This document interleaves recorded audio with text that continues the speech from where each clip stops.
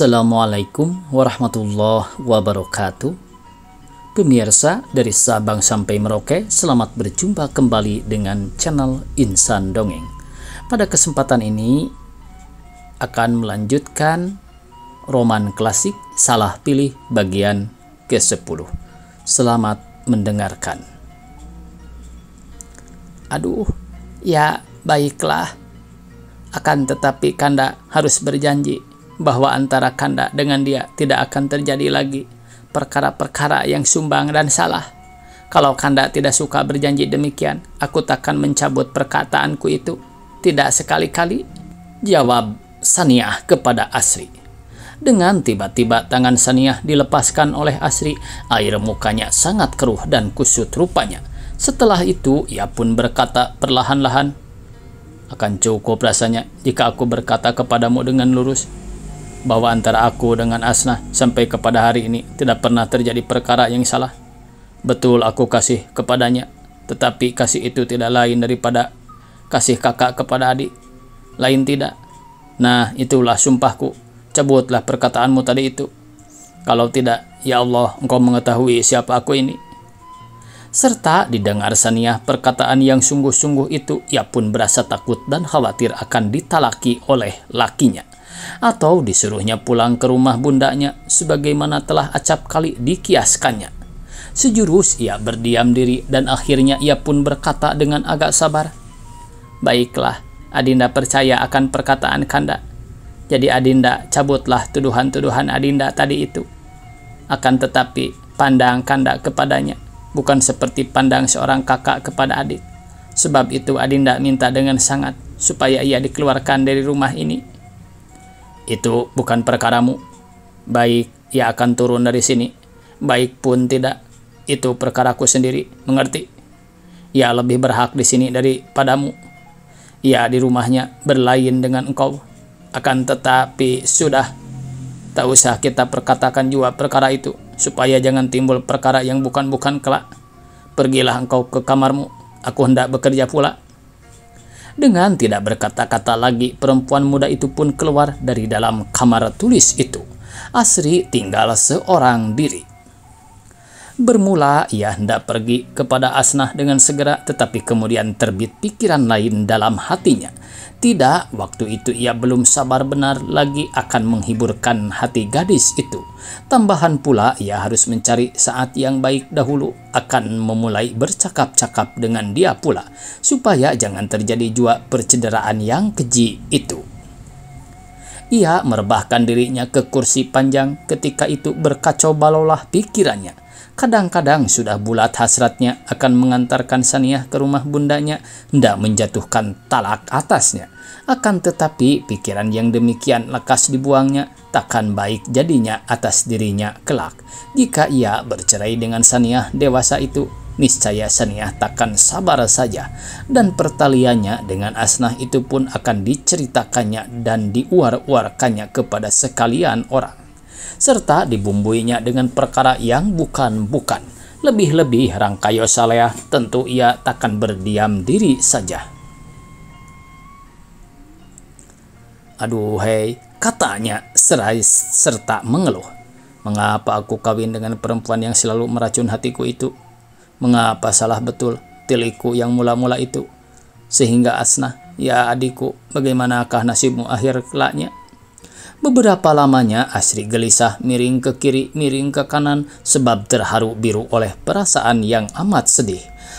Jika ibunya masih hidup, barangkali ia takkan sesusah itu.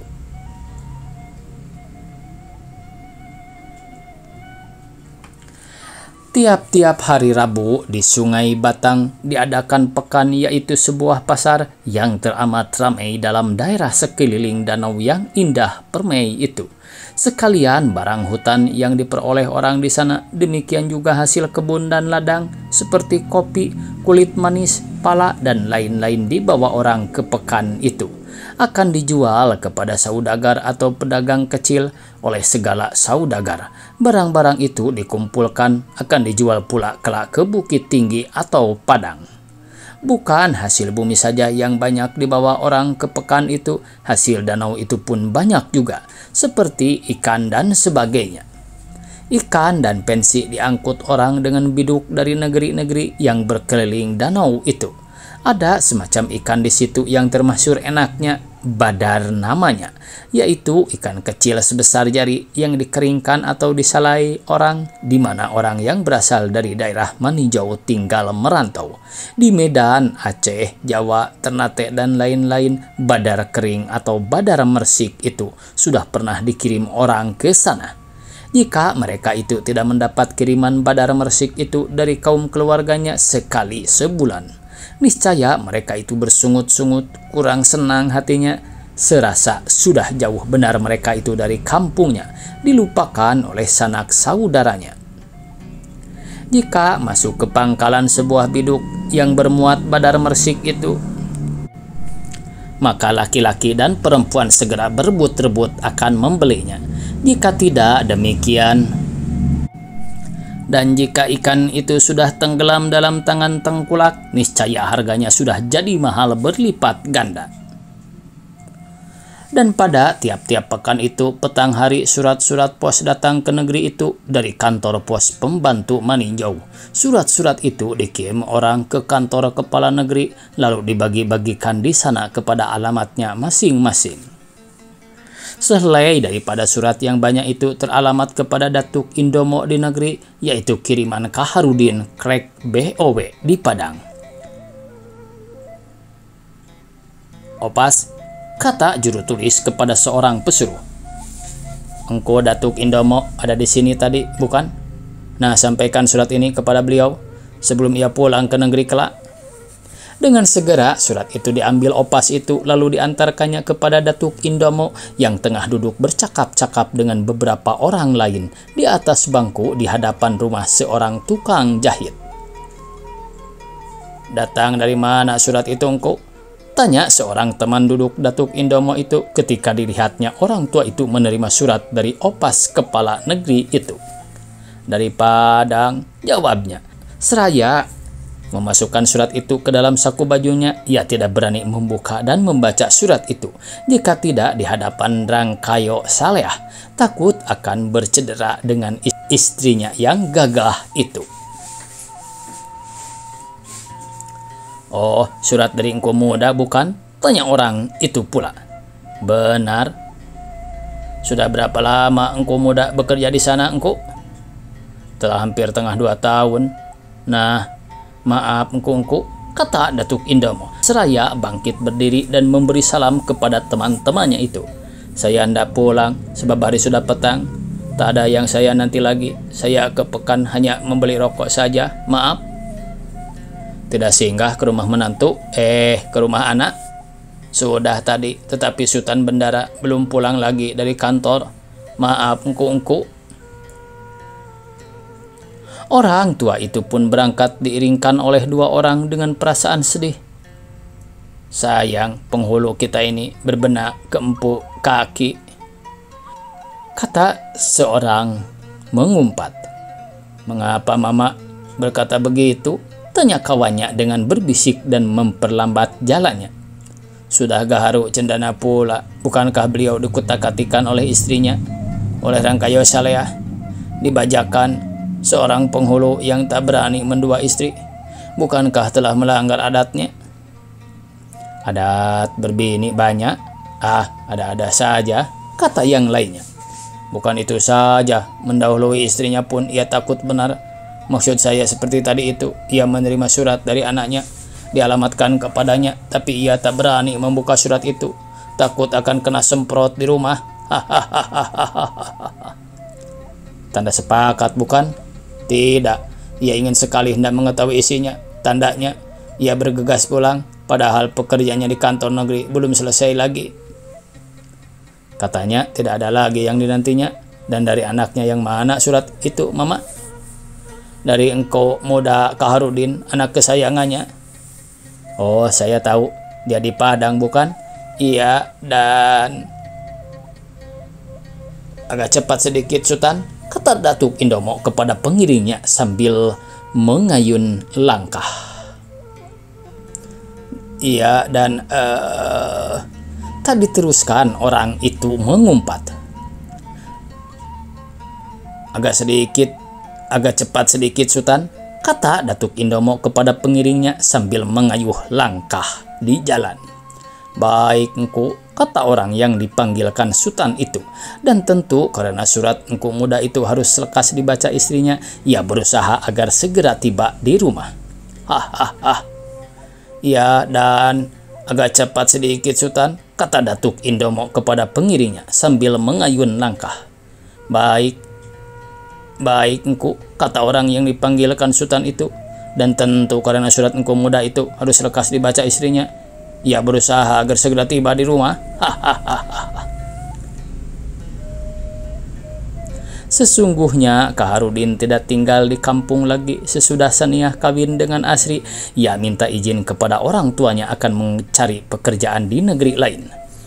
Berapa kali Rangkayo Saleah menahan dia dan beberapa kali ia hendak mengawinkan dia, tetapi selalu ditolaknya. Ia tidak mau tinggal di kampung jika akan hidup dengan harta pusaka saja, dan ia pun tidak suka beristri sebelum ia berpencaharian sendiri. Tambahan pula ia tidak suka sekali-kali kawin dengan perempuan pilihan bundanya sendiri saja, bukan pilihan dan tirikan dia juga. Kini ia sudah beroleh pekerjaan dengan gaji yang boleh dikatakan agak besar juga, cukup untuk hidup berumah tangga kelak. Nah, bagaimana? Sudah adakah niatnya hendak beristri? Dan sudah adakah didapatinya seorang perempuan yang baik baginya dan yang disukainya? Sesampai Datuk Indomo di rumah istrinya, ia pun duduk di sisi Rangkayo Saleah dengan tenang, seraya mengeluarkan sepucuk surat dari dalam saku bajunya. Surat Kaharudin, katanya. Oh, coba baca, kata Rangkayo Saleah serta memandang kepada suaminya itu. Surat itu pun dibuka oleh Datuk Indomo lalu dibacanya. Padang, November 19.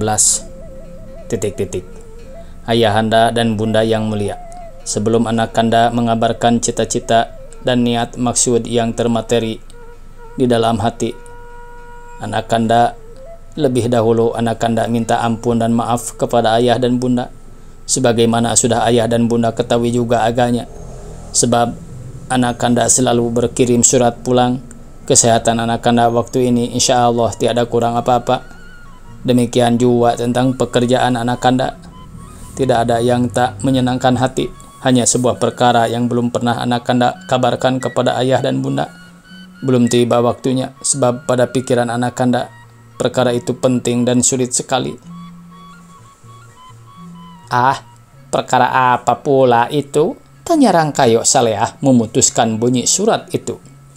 Entah, tapi biarlah kita teruskan membaca surat ini dahulu, jawab Datuk Indomo. Baiklah.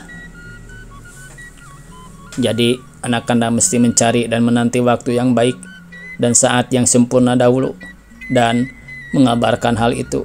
Nah, sekarang waktu dan saat itu datang sudah, ayah dan bunda. Baru 6 bulan Anakanda tinggal di Padang, Anakanda sudah dapat berkenalan dengan Engku Sultan Sulaiman, saudagar batik di kota itu. Barangkali ayah dan bunda kenal kepada beliau, sebab ia kenal betul kepada ayah dan bunda, lebih-lebih kepada Mamanda. Tuanku laras pensiun, beliau berasal dari Meninjau. Rumah kemenakannya dekat masjid di kampung Gasang. Benar, aku kenal kepadanya, kata Rangkayo Saleah pula. Akan tetapi bacalah terus. Ayah dan bunda, adapun Engku Sultan Sulaiman itu beristri di Padang. Dengan istrinya itu adalah beliau beranak 2 orang, seorang laki-laki dan bekerja bersama-sama dengan Anakanda, dan seorang lagi perempuan berumur 18 tahun dan berijazah tamat belajar di sekolah HIS Adabiah. Tapi perkara itu tak usah Anakanda ceritakan panjang lebar, melainkan cukup sudah jika Anakanda terangkan bahwa dalam setahun ini Anakanda sudah berkenalan dengan Asnawiyah, anak Engku Sultan Sulaiman itu. Perkenalan kami itu sangat suci. Ayah dan bunda dijaga dan diperhatikan oleh ibu, bapak, dan saudaranya. Di dalam waktu itu dapatlah rasanya kami mengetahui hati dan pikiran kami masing-masing, lahir dan batin. Sehingga jika kami dan jika bersua ruas dengan buku serta dapat izin daripada ayah dan bunda. Tinggal serumah tangga kelak. Niscaya kami akan dapat hidup dengan rukun dan damai. Segala kepandaian dan sifat-sifat yang perlu bagi perempuan cukup belaka perlunya. Cukup belaka padanya. Apabila timbul jua perkara yang buruk-buruk kelak, siapa tahu karena nasib tak dapat ditentukan dengan pasti lebih dahulu. Bila terjadi demikian, kami tak akan menyesal lagi. Oleh sebab itu, dengan surat ini anak Anda bermohon ke bawah haribaan ayah dan bunda. Izinkan apalah kiranya anak Anda kawin dengan Asnawiyah itu. Hormat dan sembah sujud anak Anda Kaharudin. Demi didengar Rangkayo Saleh seluruh isi surat itu, darahnya pun naik ke muka dan kepalanya, dadanya jadi sesak, kaki dan tangannya gemetar karena ia sangat amarah. "Apa?" katanya dengan suara keras. "Kaharudin hendak kawin dengan anak Padang, dengan orang yang tak tentu asal usulnya, anak durhaka. Mengapa ia akan beristrikan orang negeri lain? Kurangkah gadis yang elok, berbangsa dan kaya di negeri kita ini? Dan mengapa ia datang mengaki kepada perempuan? Padahal perempuanlah yang wajib datang kepadanya. Apalagi di Padang, laki-laki bangsawan harus dijemput oleh perempuan. Tidak, aku tidak izin." Surat belum habis ku baca lagi, kata Datuk Indomo akan memutuskan perkataan istrinya yang keluar sebagai gelora itu. Ada lagi tambahannya. Dan dengan tidak mengindahkan kemarahan Rangkayo Saleh, dibacanya tambahan itu. Kabarnya konon Engku Sultan Sulaiman hendak berkirim surat kepada ayah dan bunda, akan menguatkan isi surat anak Anda ini dan akan mengabarkan bahwa perkawinan anak Anda dengan anaknya itu diboleh-bolehnya dapat dilangsungkan pada pertengahan bulan di muka ini. Kalau perlu, beliau sendiri akan datang kemari, akan memadu bicara dengan ayah dan bunda tentang perkara itu. Tidak, kata Rangkayo Saleh dengan bertambah-tambah marah. Aku tidak suka, tidak izin darah asal keturunanku dicemarkan dengan darah yang tak keruan.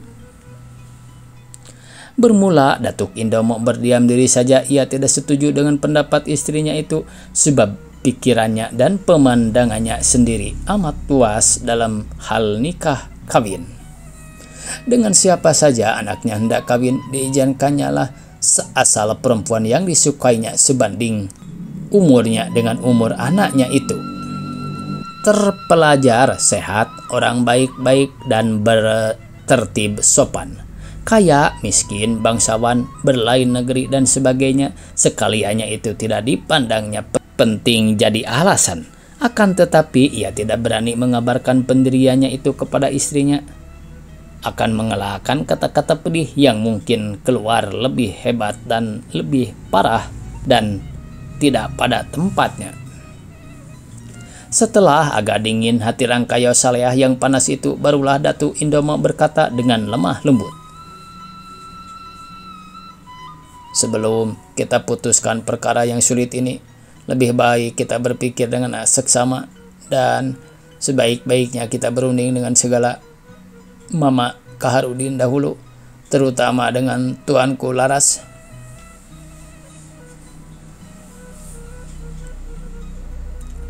"Tidak perlu," kata Rangkayo Saleh dengan cepat.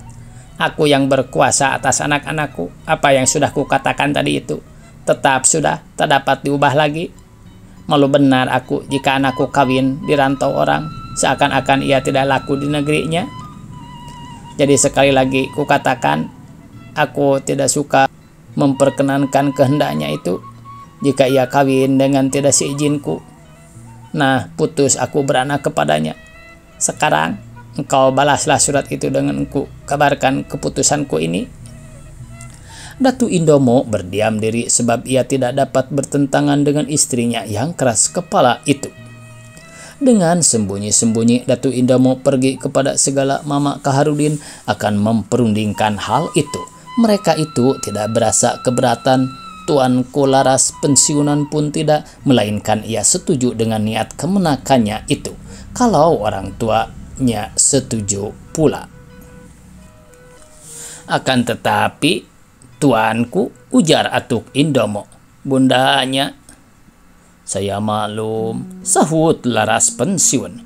Saya sebagai Mama Kaharudin suka memperkenankan permintaan Engku Sultan Sulaiman tentang niat kemenakan saya itu. Sebagaimana bunyi surat mereka itu kepada saya, itu pun kalau tidak.